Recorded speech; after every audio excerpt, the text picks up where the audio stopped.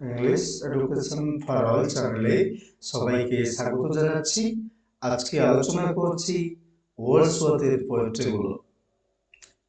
আর আশা করছি প্রতিদিনের মতো আজকের ভিডিওতেও তোমরা নতুন কিছু পাবে। চলো শুরু করা যাক। তবে আমি তোমাদের জানিয়ে রাখি, এই যে ওয়ার্ডসওয়ার্থ পড়তে গিয়ে হয়তো তোমরা আজ কয়েকটা প্রশ্ন পাবে, কিন্তু অনেক কিছু অজানা তথ্য জানতে পারবে যেগুলো কাজে লাগবে।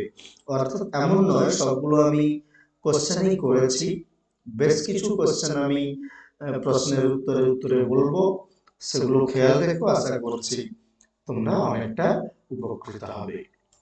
চলো, who called Wordsworth the lost leader? এইটা জানতে গেলে তোমাকে আগে যেতে হবে ওয়ার্ডসওয়ার্থ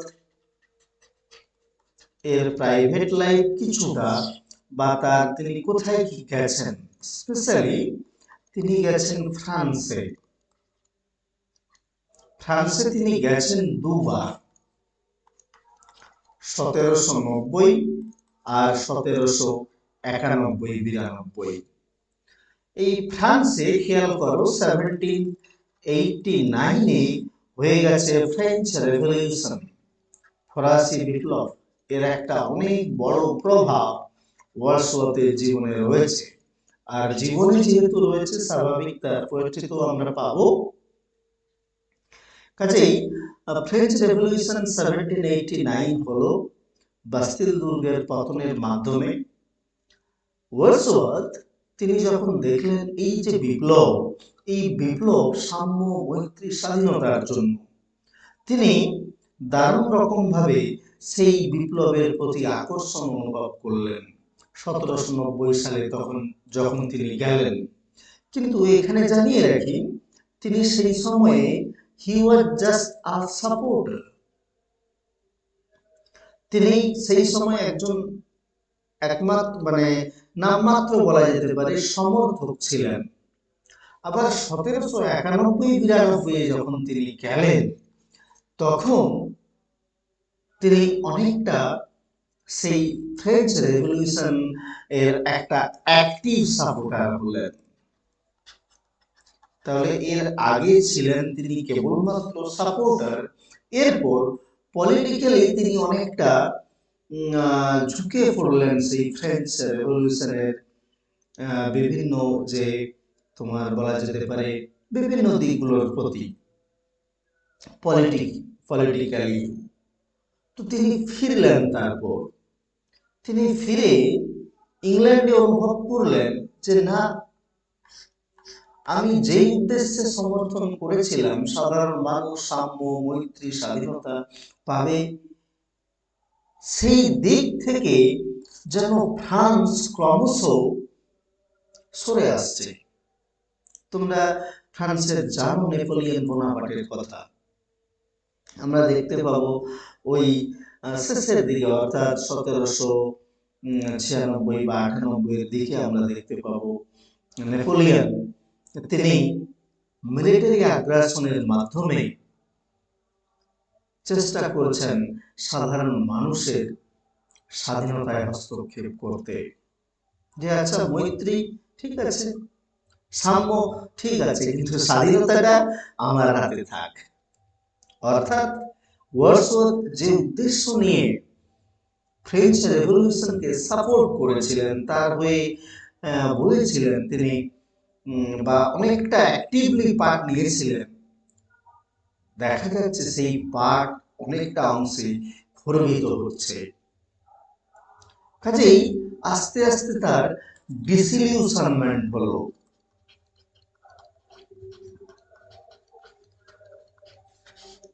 এবং ইংল্যান্ডে তোমরা জেনে থাকবে টরি এবং হুইগ বলে দুটো পলিটিক্যাল পার্টি ছিল। তিনি ক্রমশ টরি হয়ে উঠলেন। টরি এরা কি না, এরা হচ্ছে কনজারভেটিভ, আর হুইগ এরা অনেকটা লিবারাল।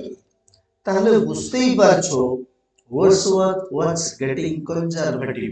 তাহলে এই যে ওয়ার্ডসওয়ার্থের চেঞ্জটা, তার অ্যাটিটিউডের, তার বিশ্বাসের এই চেঞ্জের জন্যই, যেটা ঘটেছিল তার ডিসইলিউশনমেন্টের পরে, ব্রাউনিং তাকে বললেন লস্ট লিডার।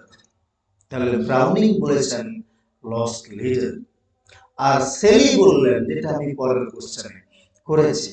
তাহলে এই মোটামুটি ব্যাপারটা একটু খেয়াল রেখো, তাহলে তোমাদের মনে থাকবে সুন্দর। ঠিক তারপরে দেখো ওয়ার্ডসওয়ার্থ মোরাল ইউনাক। ওয়ার্ডসওয়ার্থকে কে বলেছেন? সেলি। হলো। তাহলে এই যে তার এক প্রথম দিকে ছিল নৈতিক সমর্থন, ক্রমশ তিনি সেই জায়গা থেকে ক্রমশ সরে এলেন। এই জন্য ব্রাউনিং তাকে বলছেন লস্ট লিডার এবং সেলি বলছেন মোরাল ইউনাক। ইউনাক মানে জানো তোমরা, হিজড়ে। মনে রেখো। তারপর Wordsworth theory of poetry appears in. ওয়ার্ডসওয়ার্থের পোয়েট্রি নিয়ে যে থিওরি, তোমরা জানো, তোমরা সকলেই, যে poetry is the spontaneous overflow of powerful feelings. এটা তিনি বিশ্বাস করেন। তো এই যে পোয়েট্রি সম্পর্কে তার বিভিন্ন মতবাদ, সেটা কোথায় রয়েছে? তাহলে এটা পোয়েট্রি নিয়ে, পোয়েট্রির থিম কি হবে সেটা নিয়েও তিনি বলেছেন, সেই পোয়েট্রির ল্যাঙ্গুয়েজ কেমন হবে সেটা নিয়েও বলেছেন, পোয়েট্রি কিটাকে রিফ্লেক্ট করবে সেটাও বলেছেন। তাহলে এই যে পোয়েট্রি সংক্রান্ত যা কিছু তিনি বলেছেন সেটা কোথায় রয়েছে? recluse tintanabelines ode intimations of immortality নাকি preface of lyrical ballads।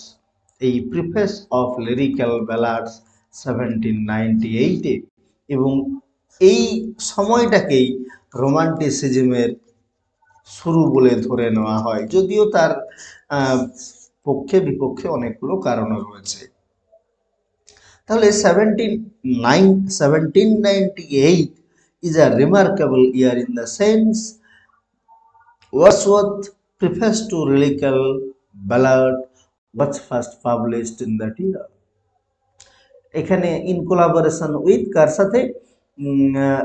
Coleridge ছিলেন। হলো। এবং কোলরিজের তাতে মোটে 4টা কবিতা কিন্তু রয়েছে। কোলরিজ নিয়ে যখন আমরা পড়বো জানাবো 4টা, তার মধ্যে রয়েছে রাইম অফ এনসিয়েন্ট মারিনের। তো কোলরিজের এই 4টে কবিতা রয়েছে এবং বাকিগুলো মোস্ট প্রবাবলি 19টা মতো হবে, 19টা বা 17টা।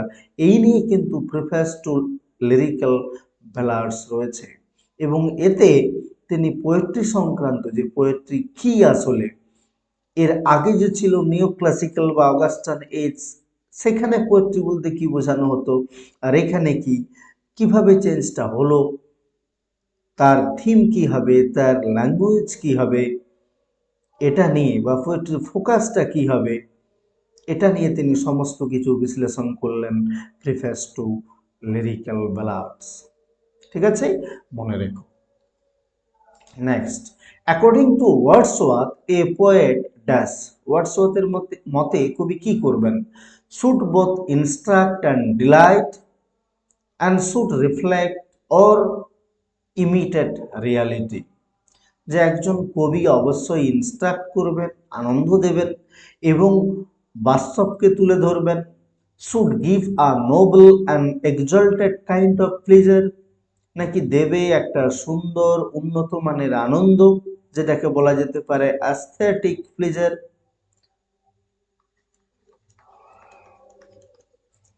Should draw themes of poetry from simple and rustic life, নাকি কবিতার কাব্যের থিমটা তুলে আনবেন সাধারণ মানুষ এবং রাস্টিক লাইফ থেকে। বোথ বি অ্যান্ড সি, অবশ্যই বোথ বি অ্যান্ড সি, এই দুটোই। দেখো প্রথমটা হবে না, কেননা কবিতার কাজ কিন্তু ইনস্ট্রাক্ট করা নয়, এটা ছিল নিউ ক্লাসিক্যালে। সেখানে কি করা হতো না, কবিতা লেখার উদ্দেশ্যই ছিল কাউকে টার্গেট করে ইনস্ট্রাক্ট করা। তোমরা জেনেছ পোপের। তো খুব স্বাভাবিকভাবে ইনস্ট্রাক্ট করা কিন্তু কবিতার উদ্দেশ্য নয়। আনন্দ দেবে অবশ্যই, but not instruction, not giving instruction. আবার রিয়েলিটিকে কিন্তু ইমিটেট করবে না, অর্থাৎ বাস্তব যা তা তা নয়, এমনটা কিন্তু নয়।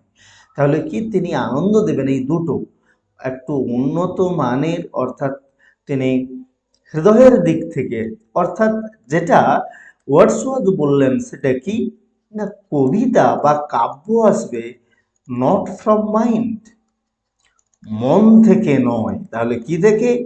From heart. এটা একটা। দ্বিতীয়ত, যে ওই কাব্যের প্রধান ব্যাপার কি হবে না, সাধারণ মানুষের জীবন, rustic and simple life, nature. অবশ্যই এর সাথে যদি নেচার থাকতো অবশ্যই দেওয়া হতো। কাজেই নেচার, সেই সাথে হাম্বল and rustic life, human life. কারণ ওয়ার্ডসওয়ার্থ বিশ্বাস করতেন যে এই যে ইমোশন বা প্যাশন, এর আসল পরিচিতি একজন কবি পেতে পারেন রাস্টিক লাইফে। কারণ সেখানে আমাদের ইমোশন বা প্যাশন ডেভেলপ হয় গ্র্যাজুয়ালি। কিন্তু যদি টাউন লাইফে দেখি আমরা, যেটা ছিল এর আগে নিউ ক্লাসিক্যাল এজে, সেখানে মানে town life is shaped by fastidious rules. So there is no such kind of emotion and passion to be drawn from their life. বোঝা গেছে? কাজে এইরকম একটা আঙ্গিক তুলে ধরতে চেয়েছিলেন, এবং ওয়ার্ডসওয়ার্থ অ্যাজ এ ক্রিটিক এমনই কিন্তু ফার্স্ট তিনি কবিতা নিয়ে এমন বলছেন। এর আগে কিন্তু কেউ সেভাবে বলেনি। কাজেই তিনি একাধারে যেমন কবি, আবার অন্যদিকে কিন্তু ক্রিটিকও বটে। আর তার এই ক্রিটিসিজম কি নিয়ে? About poetry, the aim of poetry, the language of poetry, structure of poetry. এর আগে কি হয়েছিল না, একটা বিশেষ স্ট্রাকচারেই তোমাকে লিখতে হতো, ট্র্যাডিশন ফলো করতে হতো। কিন্তু ওয়ার্ডসওয়ার্থ বলছেন না, গুরুত্ব দেওয়া হবে আমার স্পন্টানিটিকে, গুরুত্ব দেওয়া হবে আমার ইমোশনকে, এবং সেই ইমোশন অবশ্যই তা হবে কেমন? Refined, exalted. বোঝা গেল? অনেকে এই ধরো হঠাৎ কোনো একটা গান চললো, আমরা উদ্দাম নৃত্য শুরু করলাম, অবশ্যই সেটা রোমান্টিক, মানে কবি যেভাবে বলতে চাইছেন তেমনটা নয়, তা অবশ্যই এক্সল্টেড হবে। এবং আরেকটু জানিয়ে রাখি, তিনি বলছেন যে একজন কবি হবেন মানে how he is different from other man, not different in kind. তিনি যে প্রকারভেদে অন্যরকম তা নয়। তাহলে কিভাবে? But in quality. একজন কবি অবশ্যই হায়ার, এক্সল্টেড, তার কি হবে?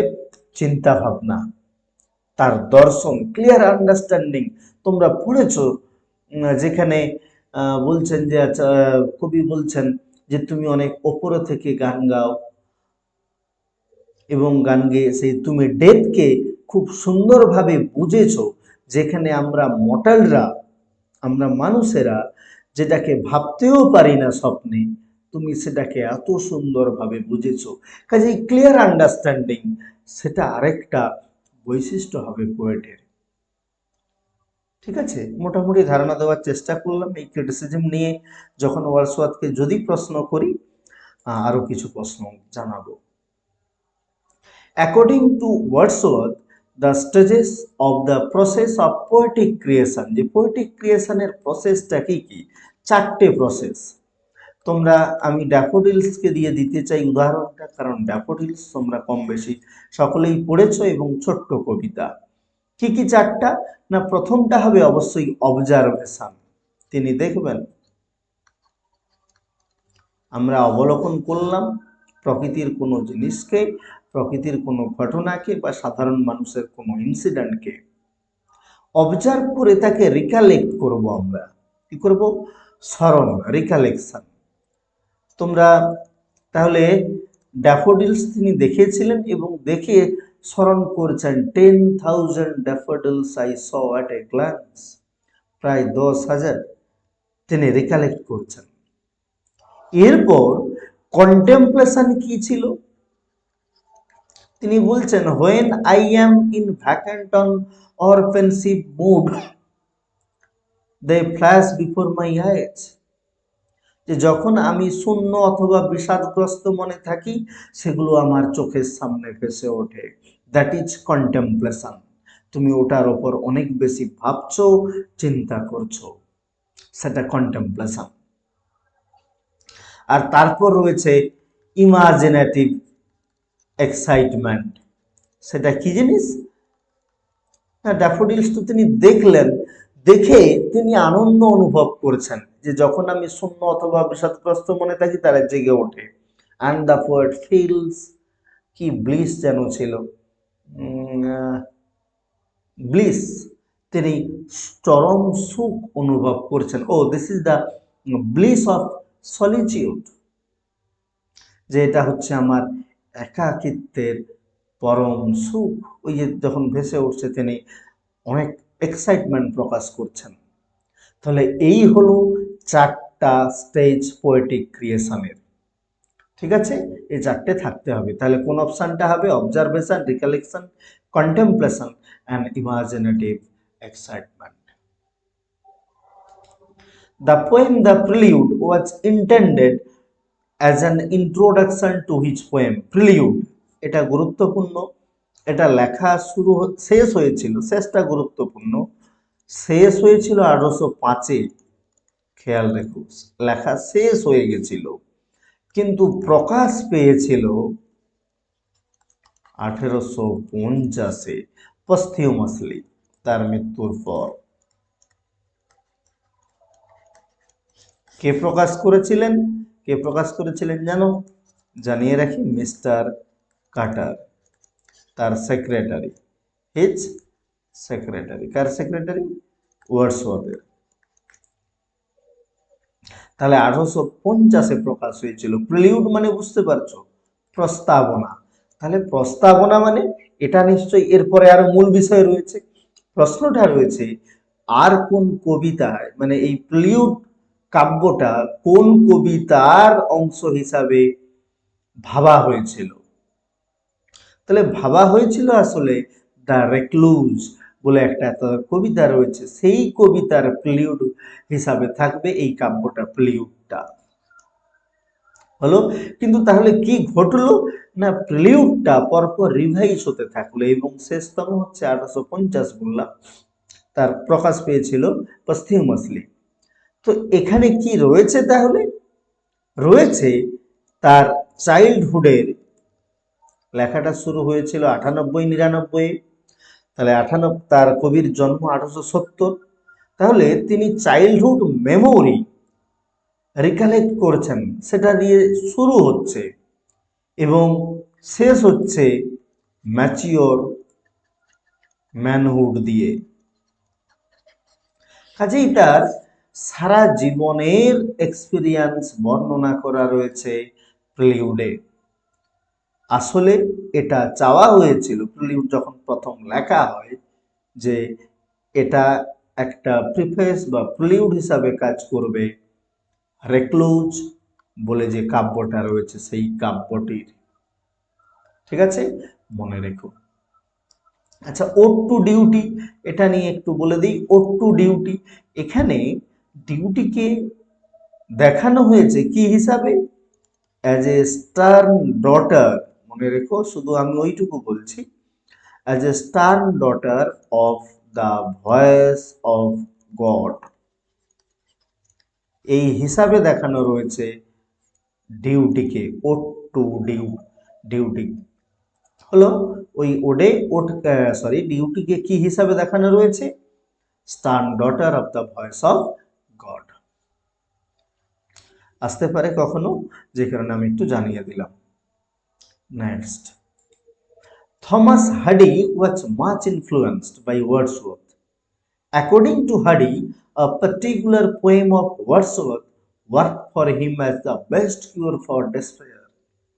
যে হাডি বলছেন আমি ওয়ার্ডসওয়ার্থকে অনেক বেশি ওয়ার্ডসওয়ার্থ দ্বারা influenced,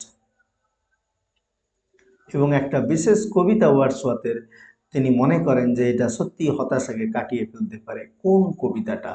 the world is too much with us, এটা তোমরা পড়েছো তোমাদের my heart leaps up, the leech gatherer, Goody Blake and হারিগিল।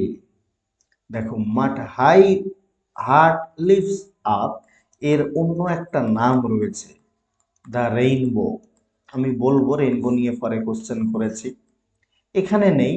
The leech gatherer এর আরও একটা নাম রয়েছে লিজ গ্যাদারারের, সেটা হচ্ছে কি resolution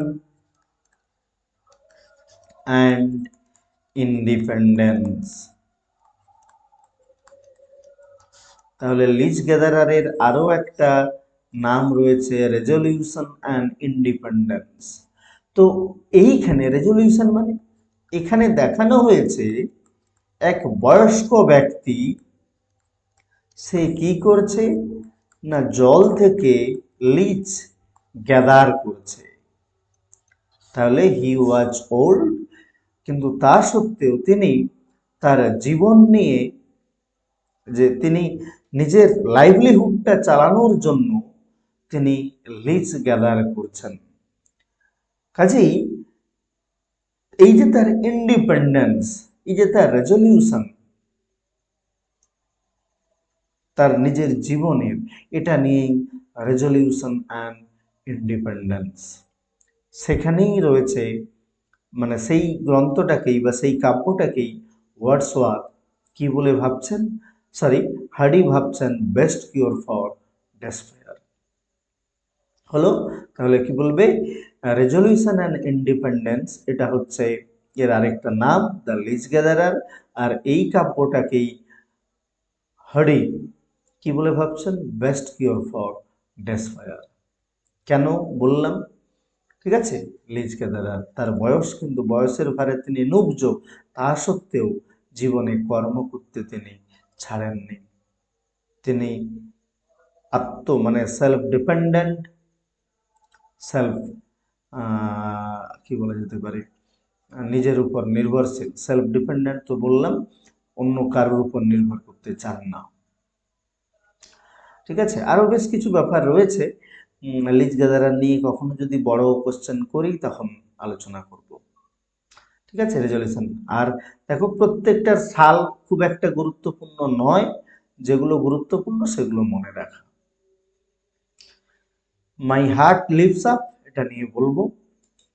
the child is the father of man, খুব গুরুত্বপূর্ণ। The child is the father of man, তোমরা পড়েছো ঘুমিয়ে আছে শিশুর পিতা সব শিশুরই অন্তরে, পড়েছো না? তো সেই the child is the father of man, এই বিখ্যাত লাইনটা কোথায় রয়েছে? কোথায় রয়েছে? এই রেইনবোতে। হলো, রেইনবোতে। তাহলে এর আরেকটা নাম আমি এক্ষুনি বললাম, কি বললাম? My heart leaps up.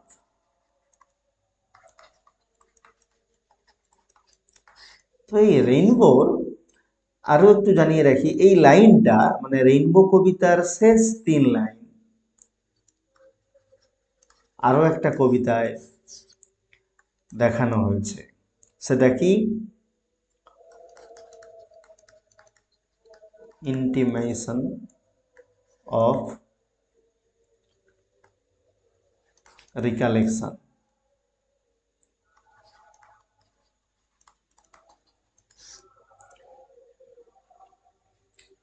হলো, তো এখানে কি দেখানো হয়েছে? তাহলে ইন্টিমেশন অফ রিকালেকশন, এখানে দেখানো হয়েছে এর শেষ 3টা লাইন কোথা থেকে নেওয়া? রেইনবো থেকে নেওয়া। ওই শেষ 3 লাইনের প্রথম লাইনটা এটাই, the child is the father of man. তারপর and I wish to be bound, এইরকম কিছু রয়েছে। তো যাই হোক, আর বাকিটা নট সো ইম্পর্ট্যান্ট। এইটা important, the child is the father of man, আর এটা রয়েছে কোথায়? রেইনবোতে। ঠিক আছে, নেক্সট।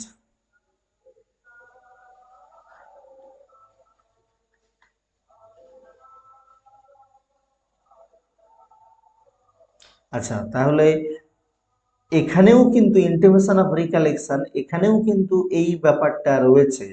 প্রশ্ন তোমাকে একটু ঘুরিয়ে দিল যে এই বিখ্যাত লাইনটা অরিজিনালি ইনক্লুডেড বা what's first included in which poem, কোনটায়? তখন কিন্তু রেইনবো হবে।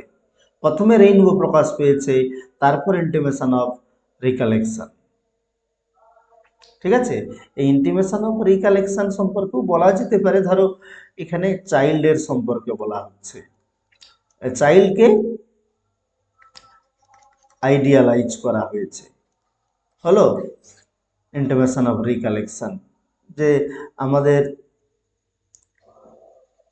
যে রিকালেকশন ঘটে চাইল্ড, সেটা মানে নলেজ অফ সোল, অনেক কথা, knowledge of soul is based on the recollection of childhood. অর্থাৎ আমাদের শৈশবের স্মৃতি, নলেজ, সরি এটা ইন্টিমেশনস অফ রিকালেকশন না, এটা হচ্ছে ইমর্টালিটি, সরি। আসলে রিকালেকশন নিয়ে অনেক ব্যাপার রয়েছে এখানে, যে কারণে রিকালেকশন চলে গেছে। ইন্টিমেশন অফ ইমর্টালিটি, এখানে কি বলা হয়েছে? বলা হয়েছে যে আমাদের সোল, সোলের ইমর্টালিটি, এর এটা বোঝা যাবে একটা চাইল্ডের মেমোরির উপর নির্ভর করে। অর্থাৎ the knowledge of the immortality of our soul is based on the memory of childhood. আমাদের শৈশবের যে স্মৃতি, সেই স্মৃতির উপর নির্ভর করে আমাদের ইমর্টালিটিটা হলো। আর সেই বলা যেতে পারে, আর ওই যে শিশুর শৈশব বা শিশুর যে রিকালেকশনটা, সেই শিশুর কোন সময় recollection? Before his birth, when he was in heaven. তাহলে বিফোর হিজ বার্থ শিশুটার, এবং তখন সে স্বর্গে থাকে। কাজেই এই যে সরি ইন্টিমেশন অফ ইমর্টালিটি, এর এ হচ্ছে মূল বিষয় হচ্ছে রেমিনিসেন্স,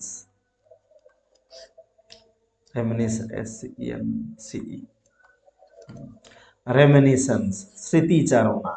একটা শিশু সে স্মৃতিচারণ করে কখন? না তার জন্ম হওয়ার আগে সে স্মরণ করছে, এবং সেই স্মরণটাই ইমর্টালিটি আমাদেরকে দেয়। কাজেই ইন্টিমেশন অফ ইমর্টালিটি এইটার কোন ডক্ট্রিনের উপর স্থাপিত? রেমিনিসেন্সের উপর, স্মৃতিচারণা। এখানে কোন জিনিসটাকে আইডিয়ালাইজ করা হয়েছে? চাইল্ডকে বা চাইল্ডহুডকে। ঠিক আছে, আর বিশেষ কিছু আসছে না, এখানে বলছি না। বেশ, নেক্সট দেখো, ইন দ্য পোয়েম মাইকেল, এটাও একটা বিখ্যাত কবিতা। মাইকেল, আগেই প্রথমে জানিয়ে রাখি, কথা বলতে ভুলে যাব, এই কবিতাটা কিন্তু প্যাথোসে পূর্ণ। Michael, in the poem Michael, Michael is a peasant shepherd, a historical figure, helpless father of a girl child, symbolizing nature। না জানলে তোমরা অপশানে ডি এরটাই করবে। আসলে মাইকেল ছিল একজন শেফার্ড, হলো সেই শেফার্ড, তার স্ত্রী ছিল ইসাবেল। কিটা দেখানো হয়েছে একটু জাস্ট জানিয়ে দেই। এই মাইকেল এবং ইসাবেল, এই দুজনের পুত্র হচ্ছে লিউক। লিউক যখন বড় হবে, 18 হলো, এবার তাকে টাউন যেতে হবে, সে টাউনেও যাবে। এই 18-র আগে পর্যন্ত সে ছিল একেবারে rural life, close to nature. সে যতক্ষণ প্রকৃতির সান্নিধ্যে ছিল সে ভালো ছিল, কিন্তু যখনই সে টাউন গেছে এভিল কোম্পানির সাথে মিশতে মিশতে সে ক্রমশ খারাপ হয়। পরে ইসাবেল এবং মাইকেলের মৃত্যু হয়। যাই হোক, পুরো কবিতাটা মনে রেখো প্যাথোসে পূর্ণ। ঠিক আছে, অনেক বেশি প্রশ্ন না হলেও এখানে মাইকেল কে ছিল এটা মনে রেখো, এবং যদি পড়ে মাইকেলের স্ত্রীর নাম ইসাবেল। ঠিক আছে, বা মাইকেল কবিতাটা কিসে পরিপূর্ণ? অবশ্যই pathos. In the poem resolution and independence, আমি বলেছি রেজলিউশন অ্যান্ড ইন্ডিপেন্ডেন্সের আরেকটা নাম, কেন নামটা সেটাও বলেছি। Leech gatherer, the poet Wordsworth remembers, কবি কাদেরকে স্মরণ করেছেন? এর আগে আমি আলোচনা করেছিলাম প্রি রোমান্টিক এজের দুজন কবি, সেই দুজন কবিকে তিনি স্মরণ করেছেন, বার্নস এবং চ্যাটার্টন। এই বার্নস জানো তোমরা, এ পোয়েট অফ স্কটল্যান্ড, দুজনেই কিন্তু প্রি রোমান্টিক বা প্রিকারসার্স অফ রোমান্টিক পোয়েট্রি। তাহলে প্রি রোমান্টিক পোয়েট তারা দুজনেই। হয়েছে রেজলিউশন অ্যান্ড ইন্ডিপেন্ডেন্স। যাই হোক, এখানে স্মরণ করেছেন তিনি কাদের? বার্নস এবং চ্যাটার্টনকে। আর ওই যে থমসনের নাম এর আগের দিন বলেছিলাম, ফ্লাওয়ার কেন বিখ্যাত, কি থমসনের যে একটা বিশেষ কবিতা, the poem London 1802 is a tribute to, কার প্রতি শ্রদ্ধার্ঘ্য নিবেদন করা হয়েছে? London 1802, Milton. তোমরা এই লাইনটা পড়ে থাকবে। আমি রেটরিকে Milton thou should be living পড়েছো? Milton thou should be living, যেখানে অ্যাড্রেস ছিল, তোমরা মানে অ্যাড্রেস করা হতো, ওটাকে বলা হচ্ছে, আচ্ছা লিখি তারপর মনে করার চেষ্টা করছি, অ্যাট দিস আওয়ার।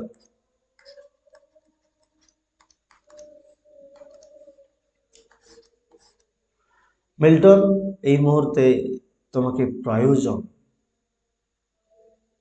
হ্যাঁ, রেটরিকটা কি, আমি জাস্ট যেখানে অ্যাড্রেস করা হবে, সামহাউ নট প্রসেসিং। তো এখানে লন্ডন 1802, তাহলে মিল্টনকে কি হিসাবে? লফটি আইডিয়ালস হিসাবে দেখানো হয়েছে। লফটি আইডিয়াল, মনে রেখো। কিছুতেই মনে আসছে না, এত মনে করার চেষ্টা করছি। আচ্ছা, আরো একটা জিনিস এখানে খেয়াল করবে,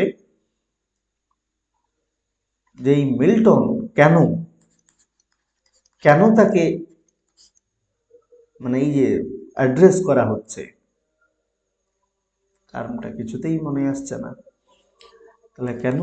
two reform people.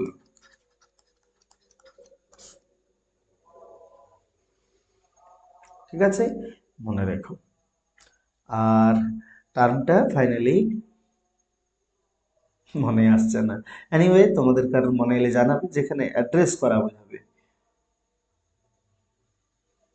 No, not processing at this moment.